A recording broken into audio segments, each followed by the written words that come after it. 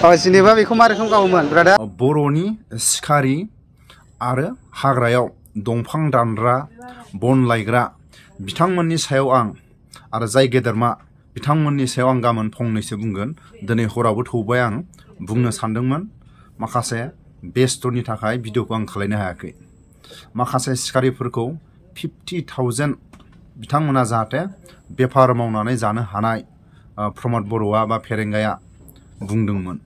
आरो जायफोर बन दाननानै जाग्रा बिथांमोननो प्रमद बर'आ मा सुबिदा होगोन बिनि सायाव फंनैसो आं गाबोननि समाव भिडिअखौ आं स्पष्ट रायजो राजाफोरनि खाथियाव बा आंनि चेनेलनि नायगिरि बयनिसिमबो आं फंनैसो बुंगोन। गैयासो मावना जायो हाग्रायाव। खिन्थु जों ट्राइबेल मानसि बर' मानसिया खिन्थु गैयि मानसिया खिन्थु हाग्रायाव खाना जायोलै। दा आन्दलन नङाबा गुबुन जों हानाय नङा। बे 543 एमपिनि गेजेराव नोंनि सासे एमपिया जेबो नङा, एवजानोबो थोआ बियो। बेवहाय आन्दलननि बादै जेबो नङा बियो, आन्दलननि बादै। ओंखायनो बड'फाया बुंलांदों बड'लेण्डखौ मोननो थाखाय मोननै लामा लानांगोन। मोनसेया जाबाय सरकारजों सावरायबायबो थानांगोन आरो अहरह आन्दलनाबो सोलिबाय थानांगोन। आखायाव गाज्रि मारा लानानै सारेन्डार जादों गावखौनो जायफोर फलान मालायनि सिलायजोंसो आं सलाया। ओमफ्राय आदाया दे मैगंखौ लानानै फैदों। आदायानो गावदोंमोन।